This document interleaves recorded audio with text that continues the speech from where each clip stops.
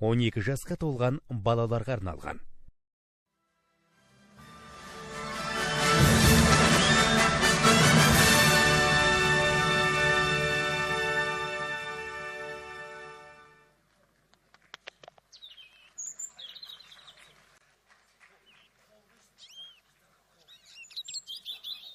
Бүгінгі кеш үйлену тойым емес.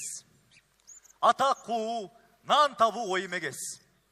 Алдарыңда ақ сөйлеп ақтарылсам, ол біреудің жұмсаған сойыл емес.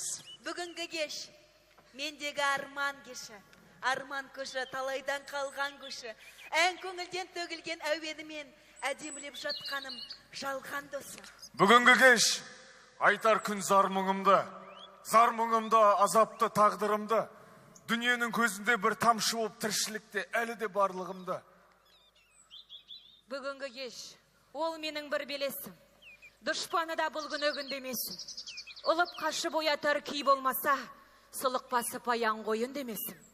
Бүгінгі кеш, осы бүгінгі кеш. Жол жоқ жарты батырға жырынды кеш. Бұзар болсам текті сөз сырлы әніңді. Басым түгіл, беу жұрты, тілімді кес. Бүгінгі кеш, өрт құшқан өлең кешім. Жалынынан жұрт біткен елеңдесін. Жүрегіңнің төрін бер, ей ағайын, десең мәңгі көнермен, мен өлмесін. Ғажап, қандай ғажап, қандай керемет. Не деген ғажап? Бұл кім? Сен кімсің? Кімсің деме. Қайда және кімің бар? Кімдігімді көздерімнен ұғыңдар. Кіндігімді шырмап туған бір мұң бар, түндігімде тулап тұрған бір жыр бар. Кімсің деме, құса сала меңдеген мен мың өліп қайт өмірге келгенем.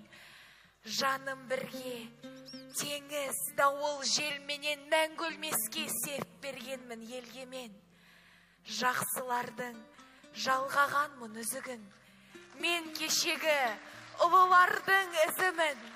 Ақын деген ағиықтың жаңы мұң, өлең деген ұзатылған қызымын.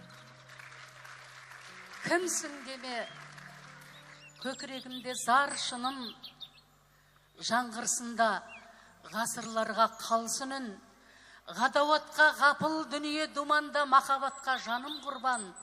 Жаршымын, бұзалмайды болмысымды бұлтаған, сырлы сазбен кеуделерге гүл тағам, топырағына келбетімді ұқсатып, мен даламның даусымын шырқаған.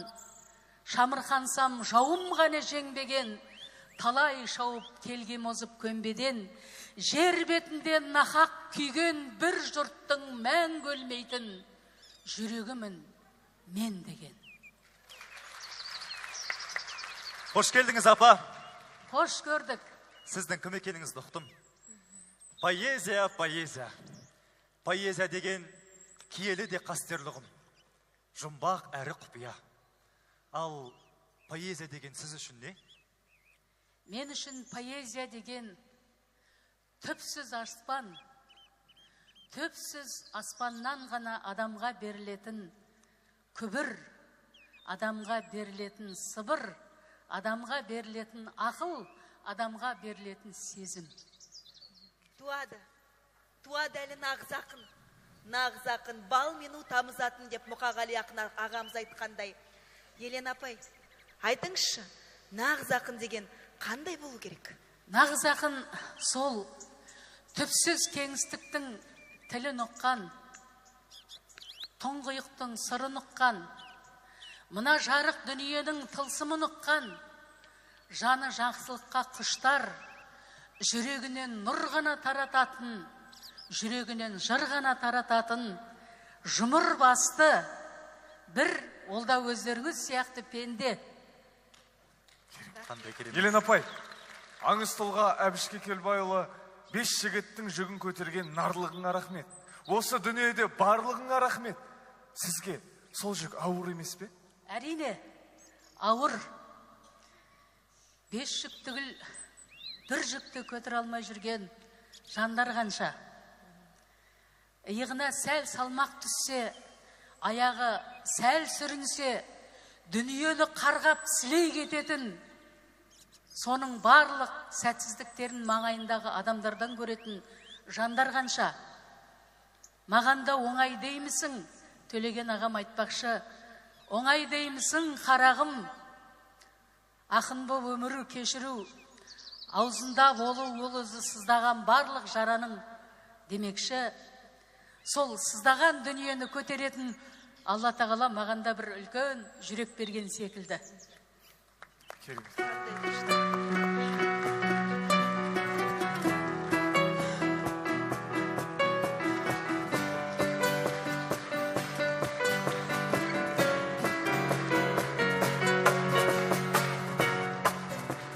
Шар тараптан шашылдықта саяунап, күн көзіміз, ай жүзіміз алаулап, тоғыздық біз, тағдыр жазып бәріміз, өмір дейтін бұл бекетке аялдап. Өмір деген жарық күннен достасу, жарық күнде армандармен астасу, армандардың айдынында бас қосу. Өмір деген кездесу мен қоштасу.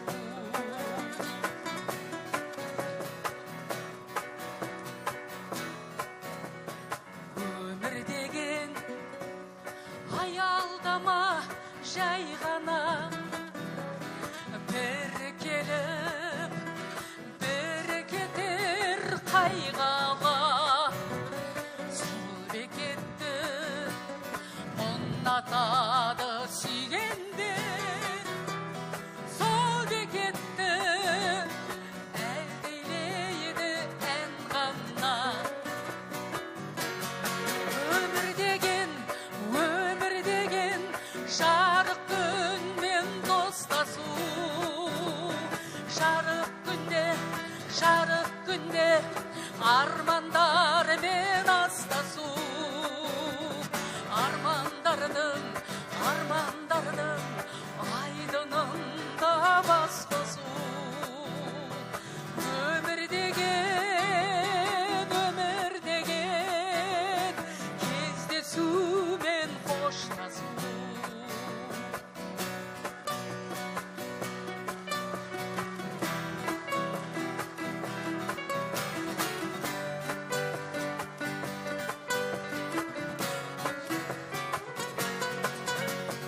Жанарымда аунап дүние жан сөнер, шопарынан жан семірер, жан семіл.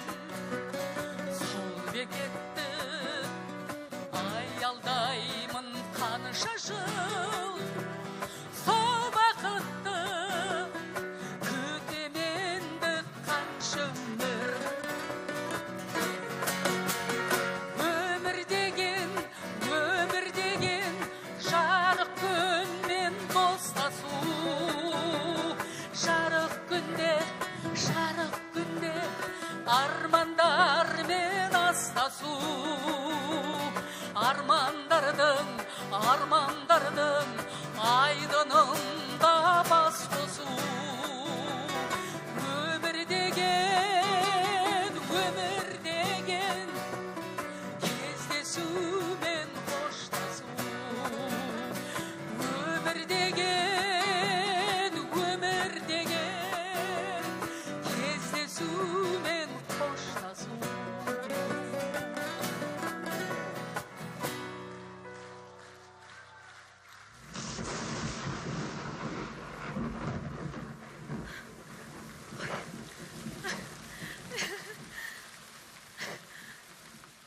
Тірлікке болғаны бар құбылан, түңілесің кей сәтте барлығынан.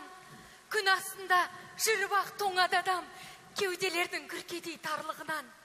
Уақыт тоқтап, сол сәтте өмірді өтпей, санадағы айналар сенім кекке, неге екені өзіңе түсініксіз. Көңіл жетіп, жүресің қолың жетпей. Зіл басқандай, бойыңда ойдан ала, қарайлайсың телміріп қайманаға. Селт еткізер сезім жоқ ешкімің, жалғыз қалған секілді айналада.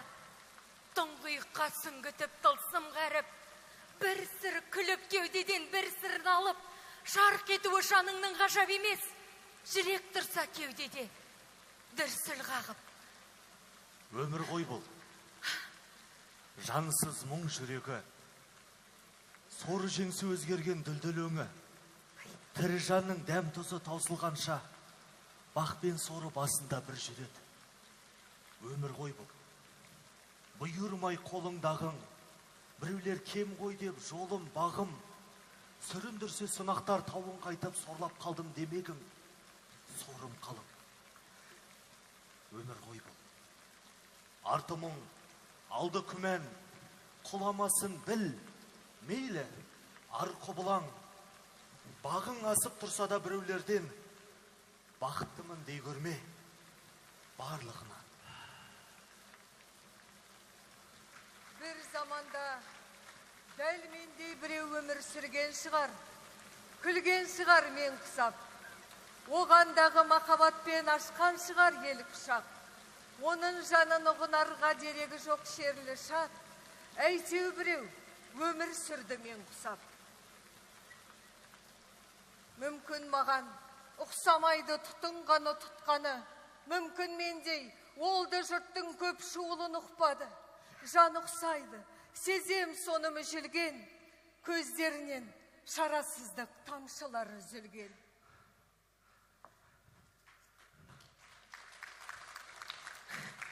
Оны дағы лақтырды ма, күресінге сенгені, өкіндіріп бұл жалғанға келгені. Мен сеземін, менде біреу болғанын тарихшылар айта жатар болжамын.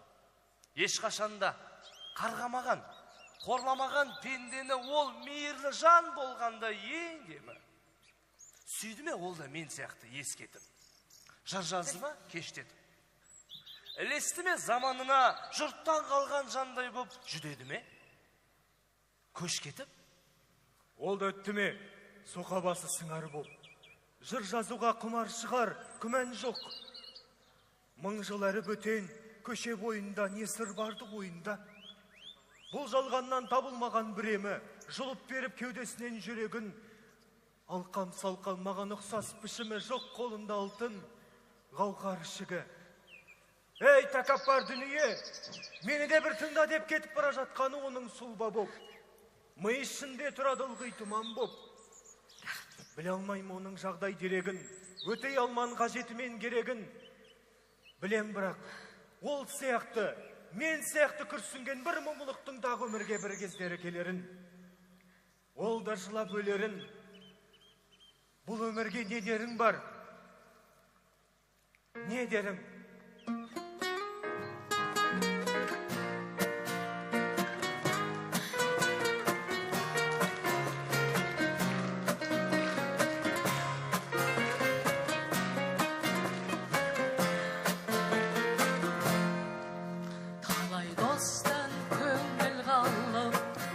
Күрсінеді көздемім, өтіп жатыр өмір налып, өкінішті тізбегім, жүрегімді менің ғарып, жылытатын ізгедің, шуағымды сенің жарып,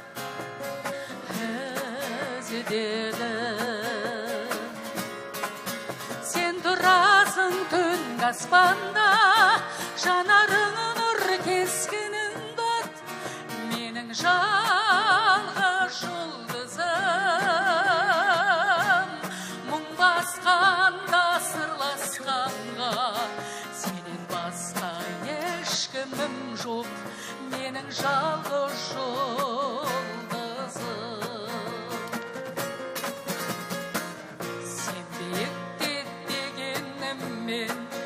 Дүниенің бәрін сынық көңіл өлеңімнен естілер ме зар үнім өмір сүріп келемін мен өзің ойлар тағы кім сен сөнген күн сөнемін мен жарығым сен тұрасың түнгі аспанда жанарыңа нұр кескінің бұт менің жалғыз жұлдызым мұң басқанда сырласқанға сенен басқа ешкімім жоқ менің жалғыз жұлдызым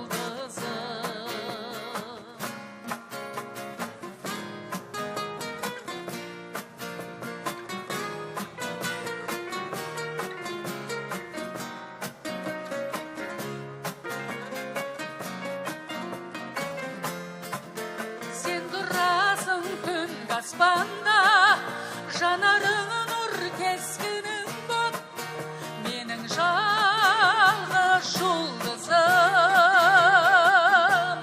мұң басқанда сырласқанға сенен басқа ешкімім жоқ менің жалғыз жұлдызым мұң басқанда сырласқанға сенен басқа ешкімім жоқ менің жалғыз жұлдызым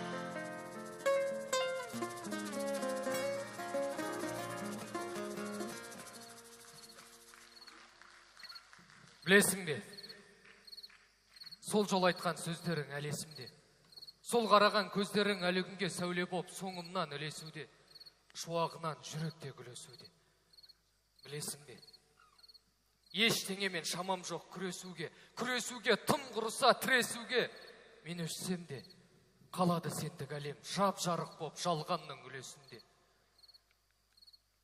білесің бе тағдырма бұл жоқ тамық күресін бе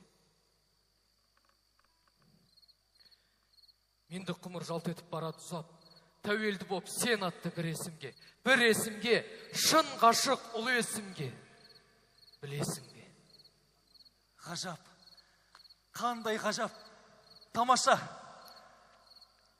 өлеңнің де өзі адам бір ерекше сезімге бөленгенде махаббатпен толса керек Елена апа айтыңызшы сіздің түсінігіңізше махаббат деген не махаббат деген мынау көзіміз жетпейтін бірақ санамыз жететін миымыз жететін алып кеңістік рахмет Елена апа айтыңызшы қазір махаббат бар ма әрине махаббат жоқ болса мына отырған жұрт мына отырған біздер қайдан шықтық әрине бар махаббат егерде махаббат бар болса сол шын махаббат неден басталады шын махаббат өзіңді танудан дүниені танудан мынау жарық дүниеде мынау жалған дүниеде өзіңді адам екеніңді сезуден адам екеніңді білуден маңайыңдағылардың барлығын адам екен деп құрметтеуден анау жеті қат көкті сезуден адамның кеудесіндегі жұдырықтай еттің жүректің барлығын сезуден басталады бұл менің пікірім қандай керемет Елена апай қалай ойлайсыз махаббаттың шегі бар ма махаббат мынау әлем сияқты менің ұғымымда шексіз мына дүниені махаббаттан мейірімнен жұрдай қылып жүрген мына екі аяқты пенделердің өздері әйтпесе Құдайдың жер бетіне жалпақ қаламға адамға беріп жатқан махаббатының шапағатының ешқандай кемшілігі жоқ біз бір-бірімізді жылатуға келгенде бір-бірімізді мұқатуға келгенде, бір-бірімізді жек көруге келгенде, бір-бірімізді тірідей көрге тығуға келгенде, бір-бірімізді адам санына алмауға келгенде, алдына жан салмаймыз. Ал шын мәнінде махаббаттың шексіздігі, ол әлемнің шексіздігі секілді. Тек осыны сезіне білетін адам болсашы. Керемет. Олай болса, не тұрыс? Лирикалық, махаббатқа толы өлеңдерге кезек берейік.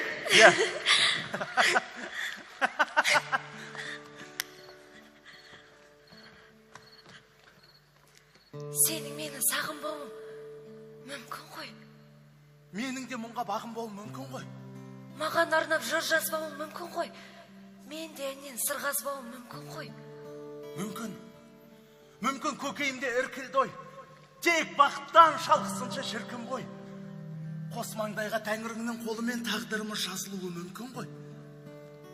Мүмкін бұл жай сезім жанып өшкені. Шын сүюді сезінбесем, кеш мені. Осылардың бәрін қойшы түк емес. Ұмытуы мүмкін емес. Тек сені.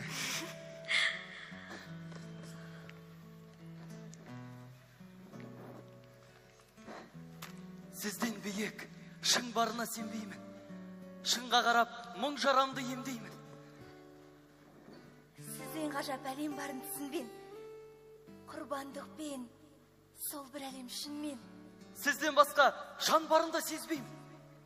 Сондықтан да бұл дүниеден безбеймін. Сіз кейіпті елесті де сүйемін. Сіз көрінген белесті де сүйемін. Сізден басқа күн барында көрмеймін. Сондықтан да шамасымен сіз бар жерде өлмеймін. Сізді немен теңестірем, таппаймын. Сізден басқа болмақ емес бақ қайғым. Өмірімнің барлық мәні сіздеймін. Өлгенімше үмітімді үзбеймін. Жанымның сезесің бе, алаң күйін, жалғыз сені іздейді санамайым. Жарық күн, жасыл дүние мөлдір аспан, қалай өмір сүргемін саған дейін. Мен мұнау өмір дейтін ұлағында күлдім бе, жұрт секілді жыладым ба? Әйтеуір жұмаққа кетіп ене бардым, жалт етке жанарына құладым да. Түсінбей қандай тағдыр жолығарын, санаммен сан соқпаққа соғыламын. Мен үшін енді ғана басталды өмір. Білмейм, бақытты әлде сорғалым. Махаббатта дәмету көп бақыттан. Дәметудің өзі бақыт шығарау. Арман болып әр күн сайын атып таң биікке алып бара жатар бір алау. Сол алаудан басқа ештеңе көрінбей атады таң, батар тағы күн ау. Сүймей сүрсең өмір бейне өлімдей, жұбанбайтын жүрек дейтін жылауық.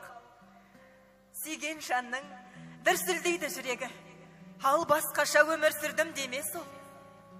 Махаббат қой дүниенің тірегі, табиғат та, шариғат та емес ол.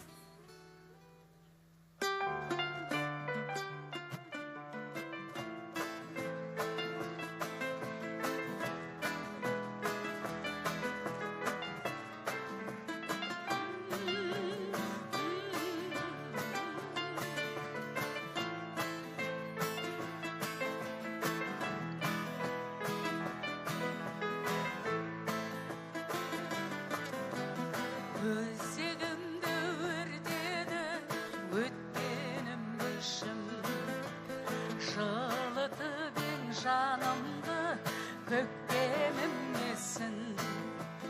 Бал күндерім баяғай, бал күні күлкілі, бұлбұл ұшып көзімнен кеткенің де шын.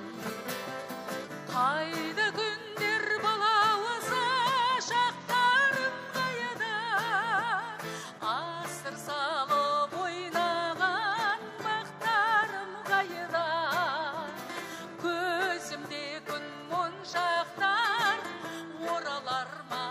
шақтар, үмітімді үкілеп таққанымдайға. Беу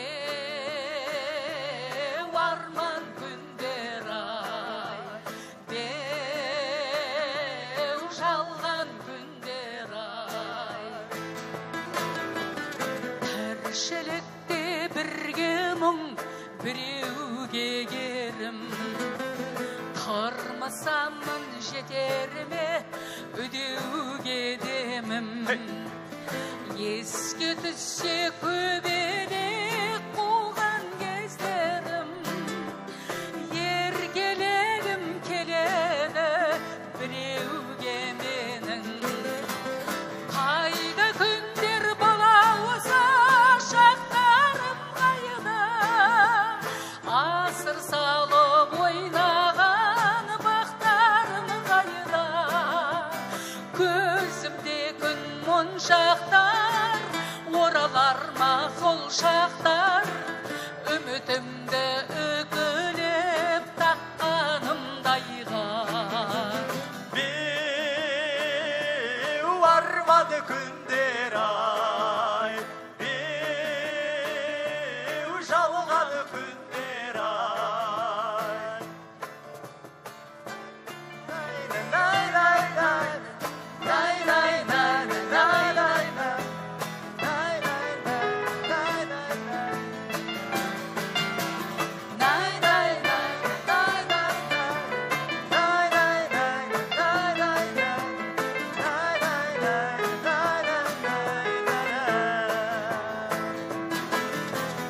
Өмір атты толқында тулайды кімдер. Маған десе тағдырым, уғайғыңды бер. Шаттығым ол жылдардың шуағай бөліп, аққан жұлдыз секілді зулайды күндер. Қайда күндер балауызы, шақтарым қайда. Астыр салып ойнаған бақтарым қайда. Көзімде күн моншақтар, оралар ма сол шақтар.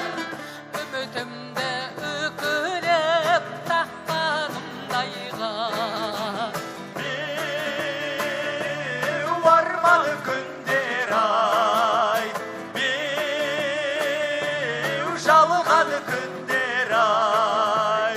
Беу арманы күндер ай, беу жалғаны күндер ай.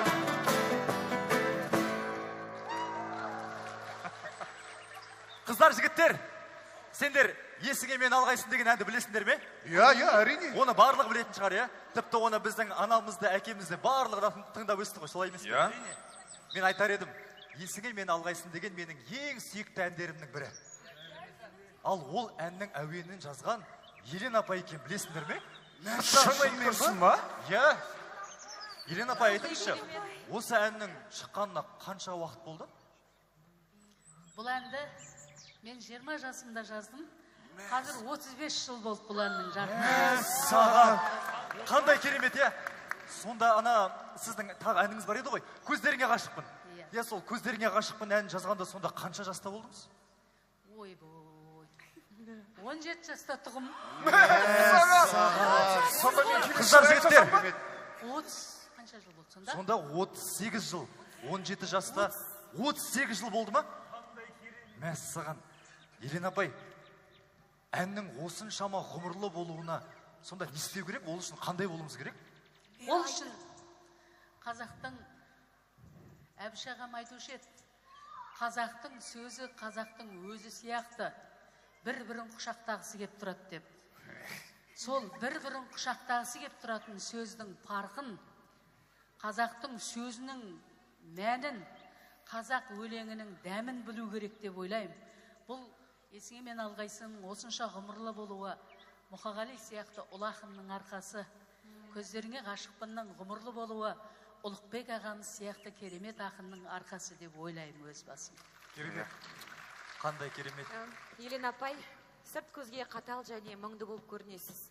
Өлеңдеріңізде бір сағыныш пен мұң бар. Бәлкім сіз біруді сағынасыз, иә? Сырт көзге мұңды да жынды да болып көріну мүмкін. Қойыңызшы. Өнер адамы бір қалыпты бола алмайды.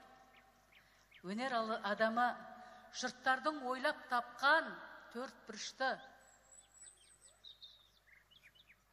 кеңістігіне сыймайды.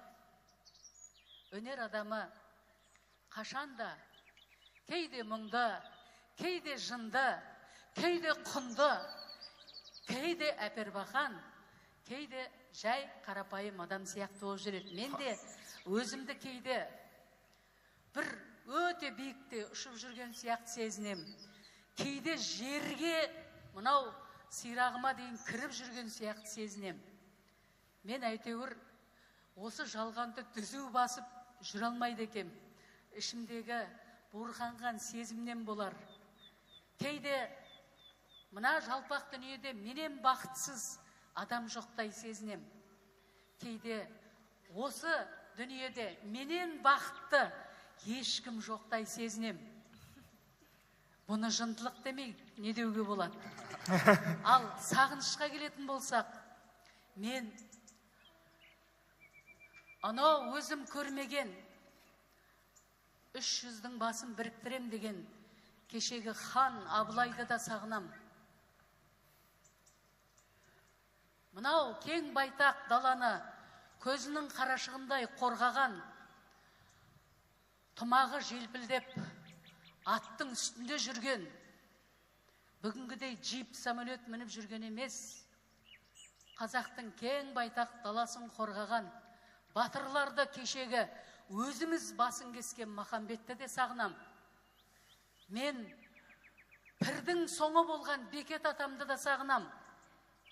Мен әулиелердің басы болған, ғылымның ұстазы болған Әбу Насыр Әл-Фарабиді де сағынам.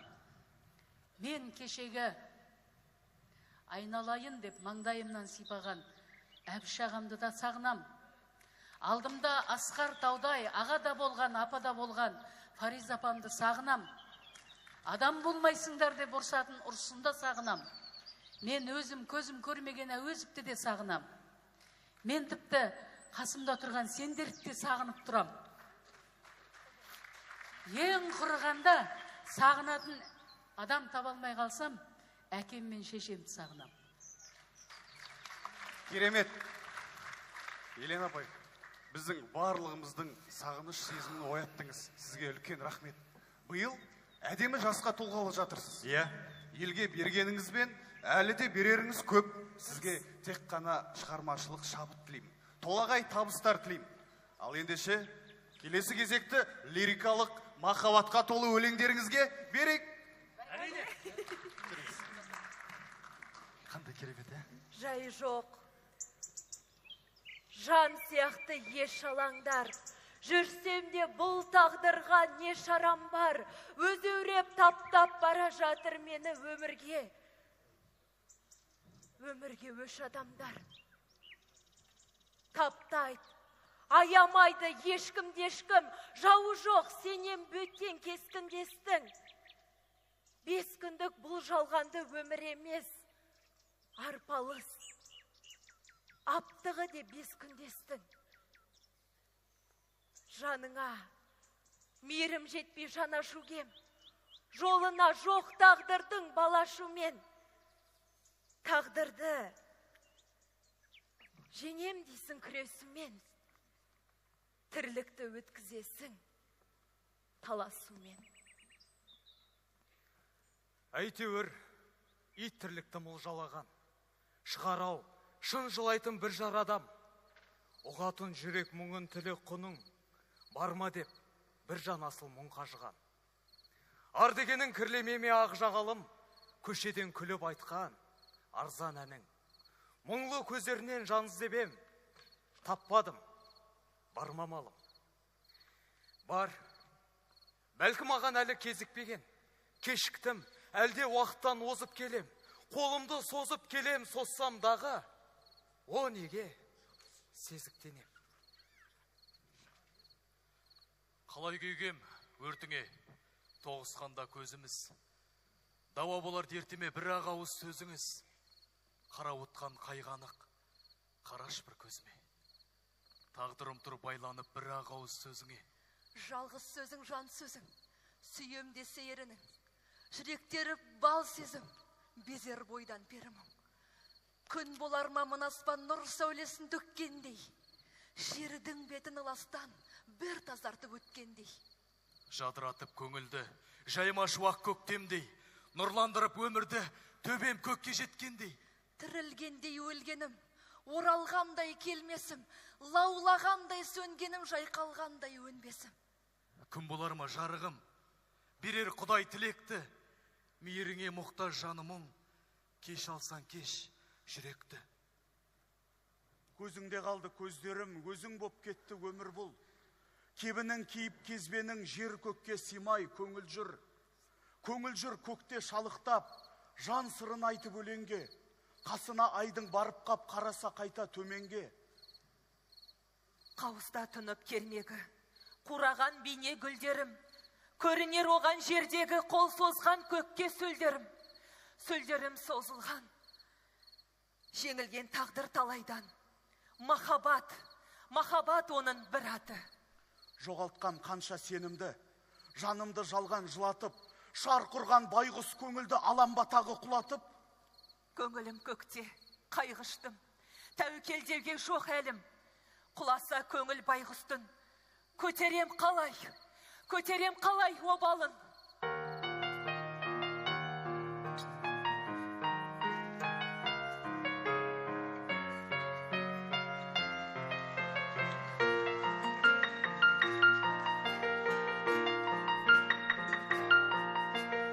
Көзіңнен көріп, көкірегіңнің бар сырын. Кеудеме менің тамып та кетті тамшы мұң. Жоқтайды неге жүрегім сонау күндерді. Сезімі асау, қиялы тәтті бал шырын. Дариғай шіркін өтеді бір күн, сырласқан түндер алаңсыз. Қимайды қимай, дүниеге сыймай, қош дерсің сонда апалысыз.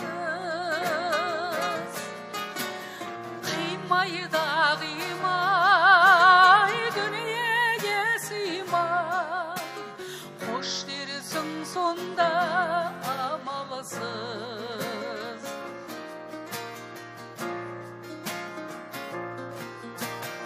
Өкімден енді өмірдің саңы осындай. Тағдырымызды кететін мәңгі қосылмай. Өлеңмен жалғап, өлмейтін өмір сүреммен. Арман жырларын тауларға жазған жасындай. Дариғай шіркін өтеді бір күн, сырласқан түндер алаңсыз. Қимайды қимай, дүниеге сыймай, қош дерсің сонда амалсыз.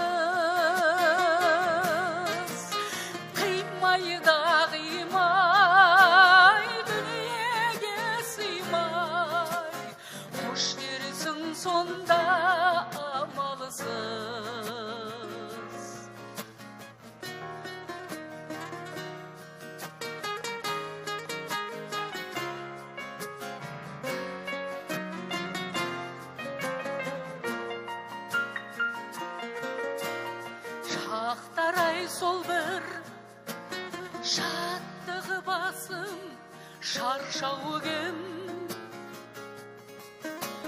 жаныма шуақ шашатын еді жан сәулең. Біреуге жайлы, біреуге қайғы өмірде, сүйгендер сірә өтеді екен ғой аңсаумен. Дариғай шіркін өтеді бір күн, сырласқан түнде алаңсыз. Қимай да қимай, дүниеге сыймай, қош дерсің сонда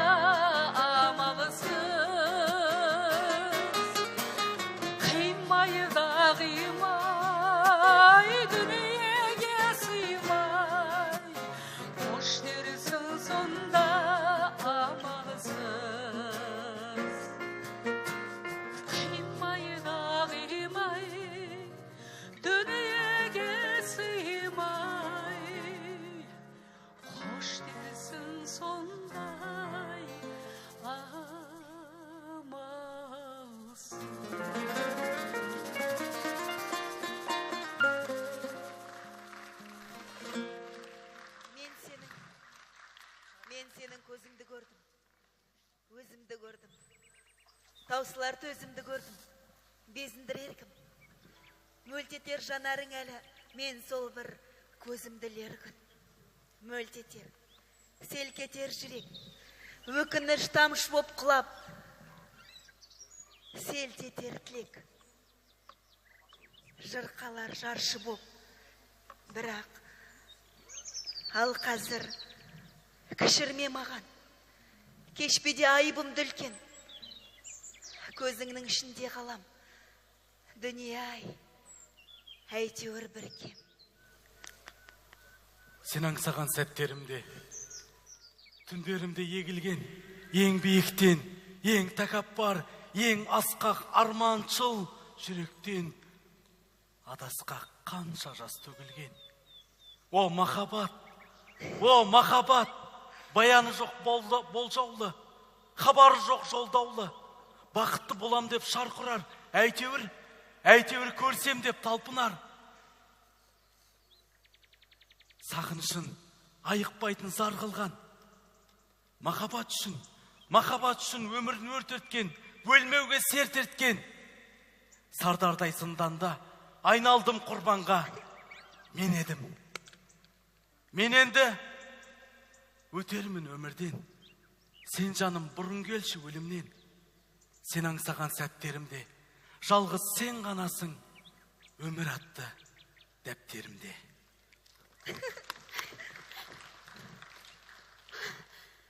Перронға шығам дегенше, сағынып үлгердім сені. Бәрін оғам дегенше, сағынып үлгердім сені. Сағынбан дейін дегенше, сағынып үлгердім сені. Махаббат, өлді дегенше, өлтіріп кетші мені.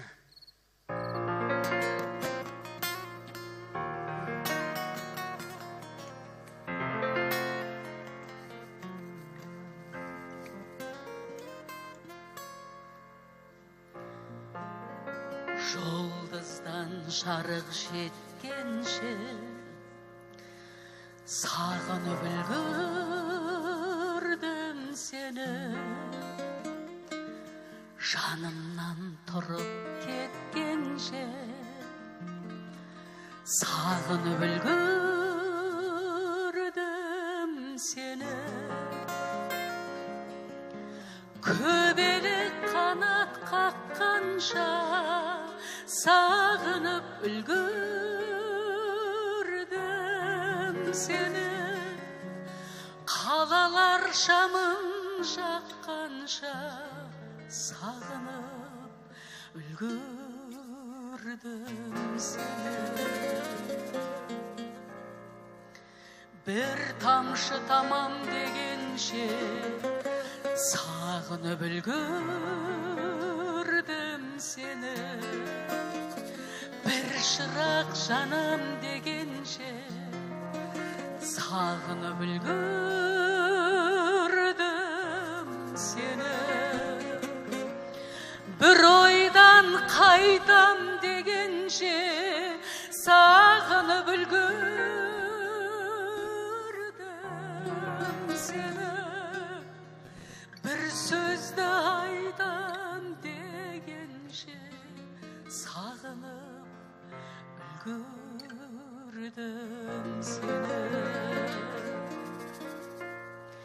Сен мені қинама, қинама бекерге,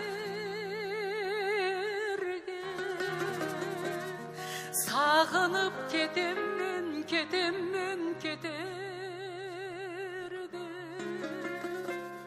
Шын сүйген жандарға жетпейді екен ғой бір ғұмыр,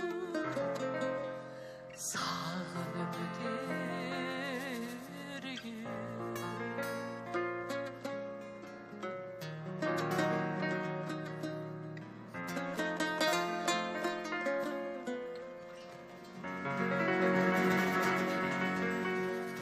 Құс ұшып қонам дегенше, сағынып үлгірдім сені, бұл көңіл қалам дегенше, сағынып үлгірдім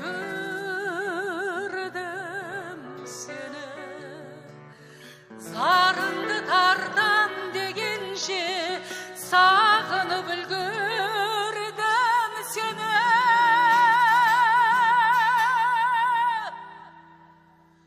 Жүгіңді артам дегенше, сағынып үлгірдім сені.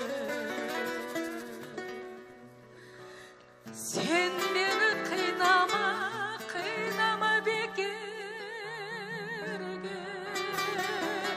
сағынып кетем мен, кетем мен, кетерге. Шын сүйген жандарға жетпейді екен ғой бір ғұмыр, сағынып өтерге.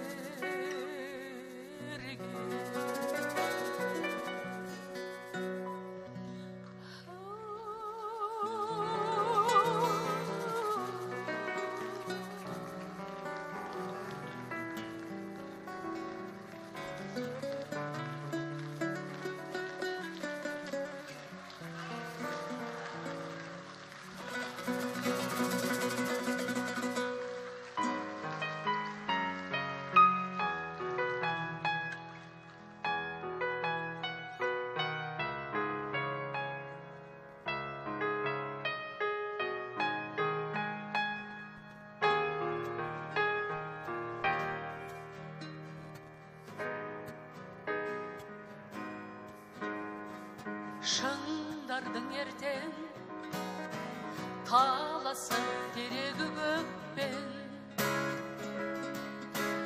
дембенен жұпар бұрқырап келеді көктем.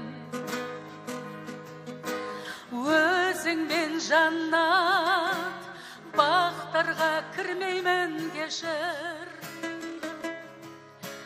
ғажайып шақта, ғажайып шақта, сері жел желегін өпкен. Кешір мені, қауышпаған жолдарым үшін. Кешір мені, жаныңа мұң болғаным үшін. Кешір мені, орындалмас арманым үшін. Кешір мені, аңсап күткен таңдарым үшін.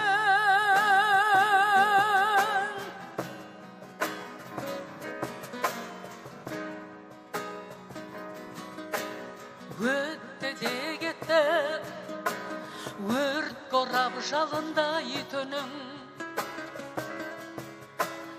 қайда екен жанға аңсап кеп дамылдай төнін тағдырдың талқы заңына шарамыз қайсы сенімен менің еркіме бағынбай тоғым кешір мені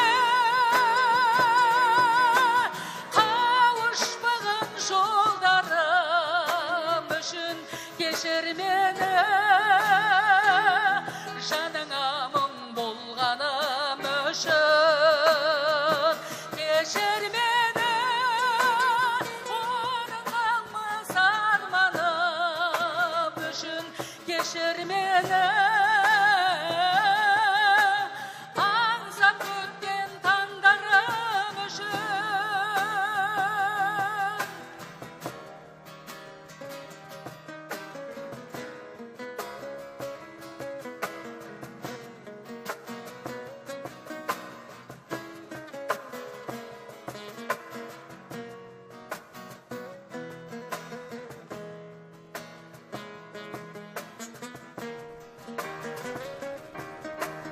махаббат шыңы тарқамас мәңгі мұнары талайлар келер сол шыңға сән құрып әлі жартастай қатал тағдыр тұр маңдайымызда екеуміз салған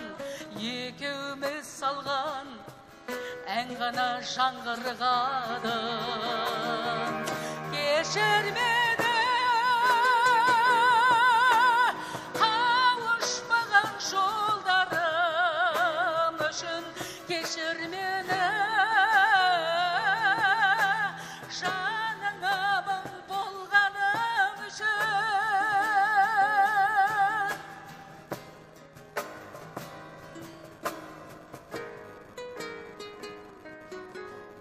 кешір мені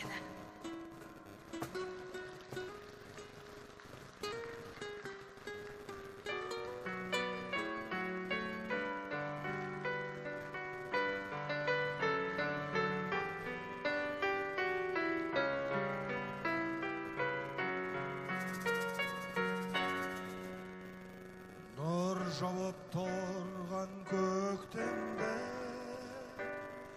күлтіре барсаң көктерге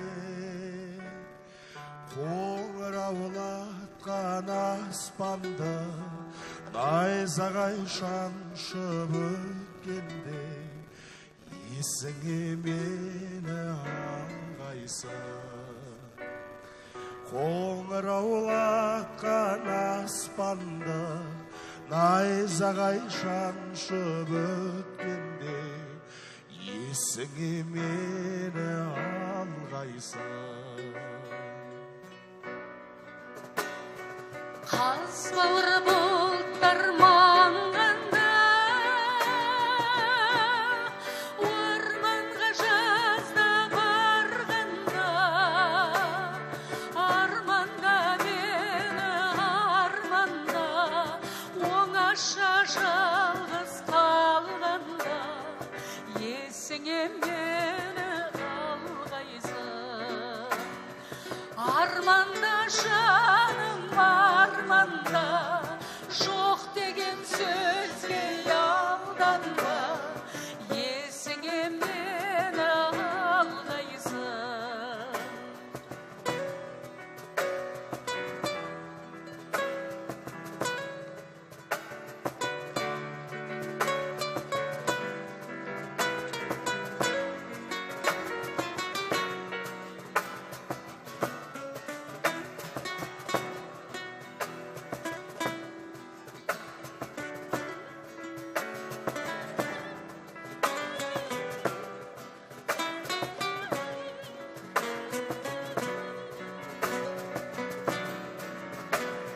қараша келген шақтарда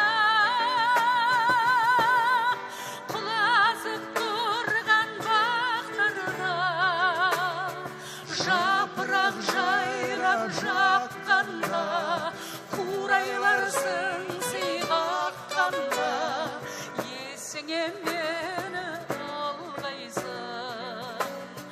жапырақ жайрап жатқанда, қурайларсың сыйғаққанда, есіңе мені алғайсың.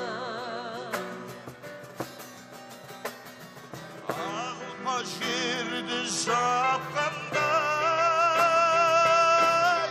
ағаштар сұрға таққанда, бозарып атқан ақтанда, бозарып тұрып ақпанда, есіңе мені алғайсың.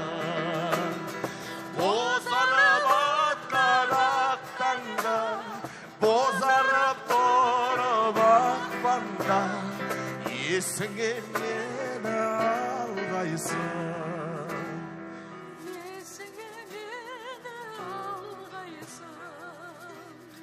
Есіңе мені алғайсың. Мұрат Қожа. Рахмет.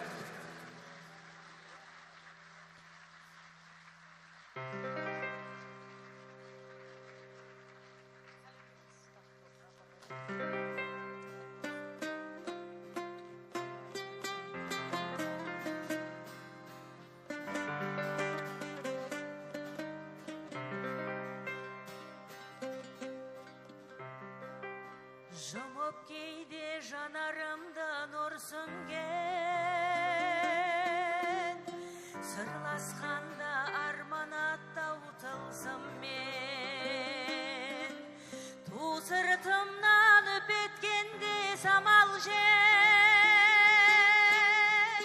елеңдеймін сен шығар деп күрсінген, ту сыртымнан өпеткенде самал жел, елеңдеймін сен шығар деп күрсінген.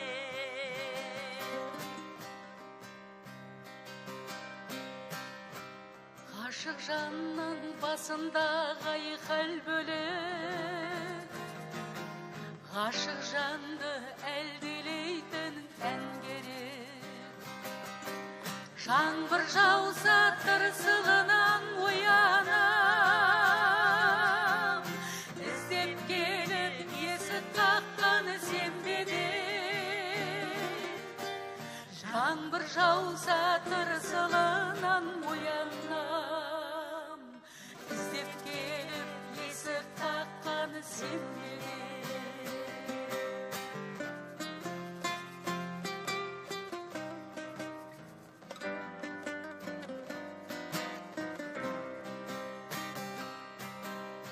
Қашан болсын қайғы көрмей жүр аман, мен тағдырдан басқа тілек сұраман. Күн астында күмбірлесе күміс су, сенің күлкің естілгендей қуанам. Күн астында сыңғырласа күміс су, сенің күлкің естілгендей қуанам.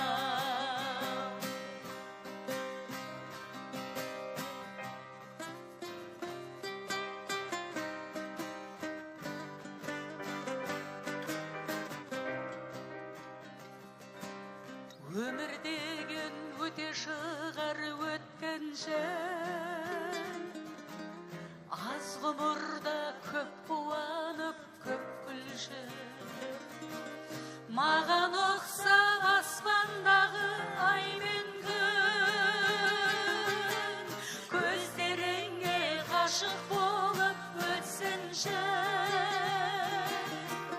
Маған ұқса аспандағы ай мен күн, көздеріңе ғашық болып өтсінші. Маған ұқса аспандағы ай мен күн,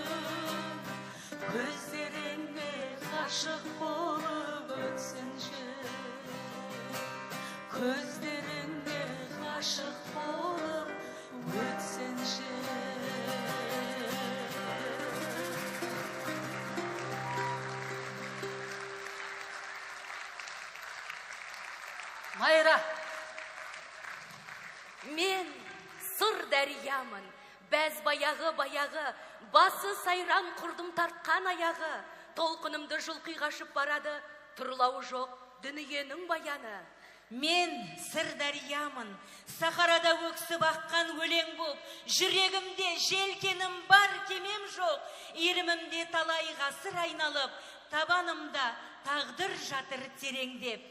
Мен сыр дәриямын, оғыз орда тұран болған бесігі, қорқыт, қобыз, құран болған несібі, сирағынан келмей тұғын суымды сөкпе баба, кеш іні. Мен сыр дәриямын, алталаштың анасы, анасынан алас болған даласы, жұт жалмаған, құт қалмаған заманда жүрегімнің жазылар ма жарасы. Мен сыр дәриямын, бәз баяғы, басы сайран, құрдым тартқан аяғы, жырым менің өзегімнің баяны, сырым менің өз елімнің аяны. Мен сыр дәриямын, баяғы.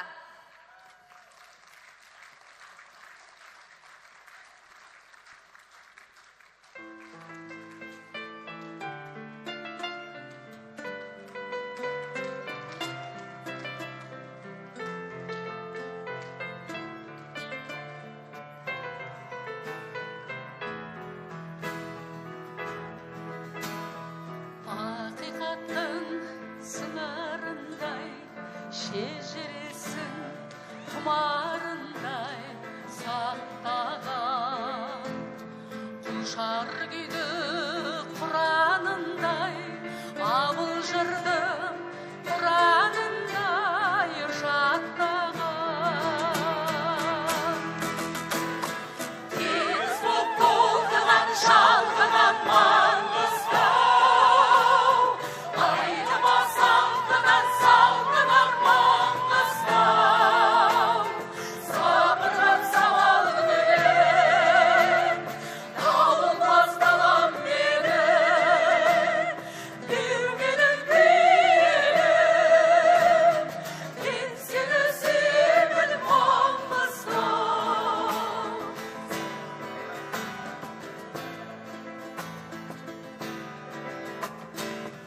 Кешегі өткен абыздардан көнермейтін аңыз қалған мұра боп, жігер қайнап ұлдарында шағады әлі шыңдарында оранып.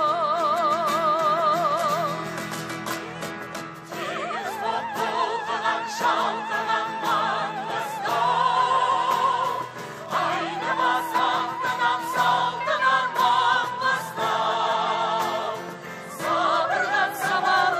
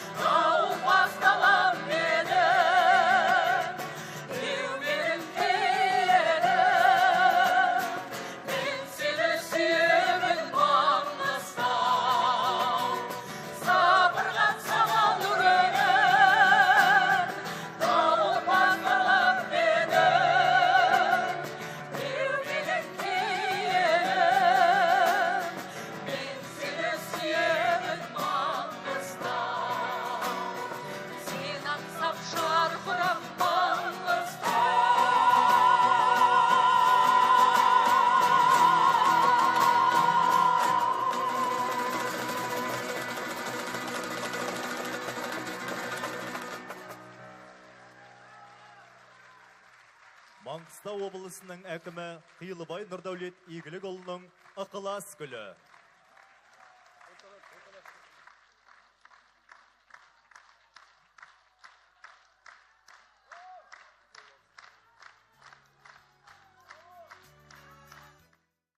Құттықтау сөз Маңғыстау облысының әкімінің орынбасары Әбішев Тілеген Ақанұлы, Ақтау қаласының әкімі Байпақов Әбілқайыр жаңа жолына беріледі.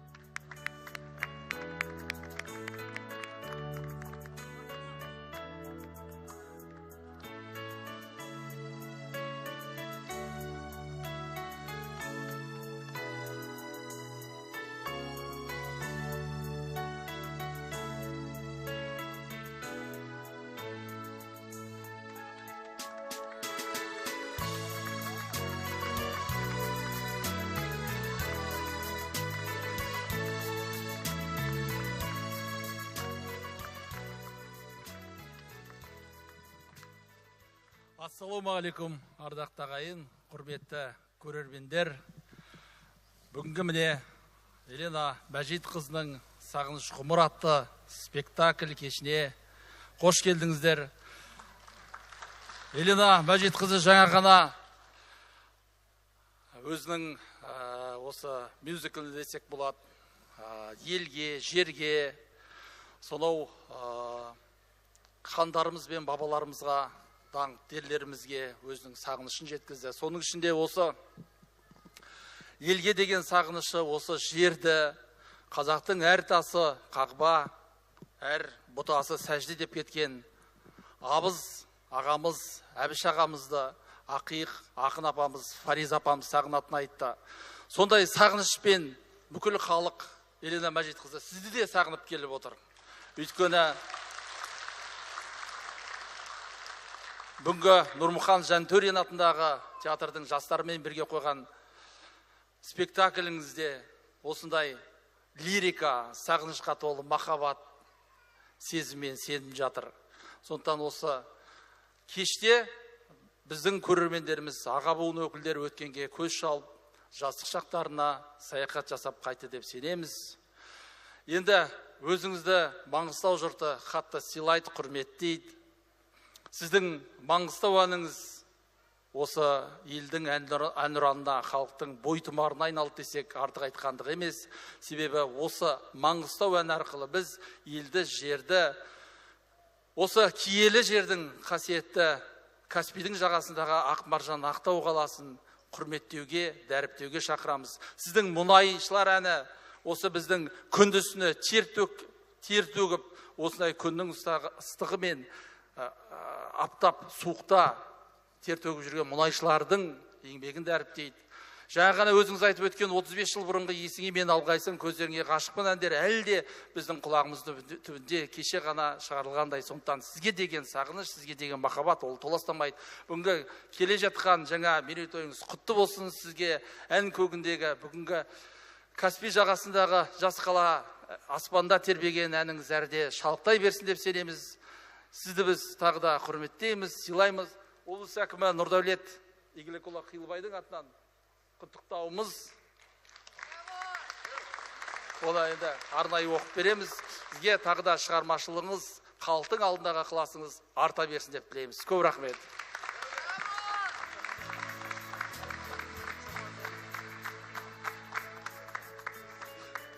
Және сізге арнайы шапанымыз дейміз.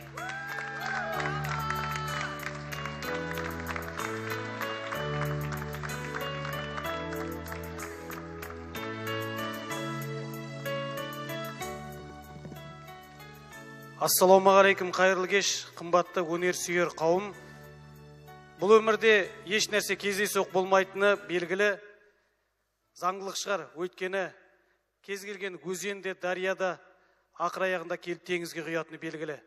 Бұны айтып тұрған себебім, Қаршадайынан есіңе мені алғайсың деп ән жазған Елена Мәжит қызын бүгінде Маңғаз Маңғыстау, киелі Маңғыстау мерейлі жылында есінен еш қашан шығармайтын дәлелдеп жатыр.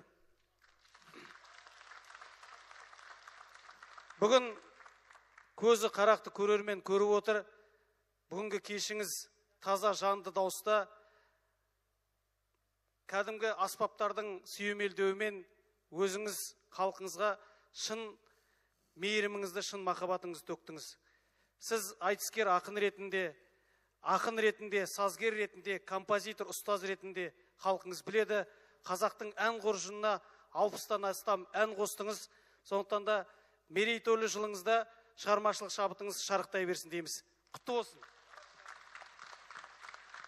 Тілеген Ақанұлы, Әбілқайыр Жаңайұлы, ақ тілек жылы лебіздеріңізге көп-көп рахмет. Рахмет. Құрметті көрермендер, осымен Қазақстанның еңбек сіңірген қайраткері, ақын, әнші, композитор Елена Әбдіқалықованың шығармашылығына арналған Сағыныш ғұмыр атты спектакль концертіміз өз мәресіне жетті.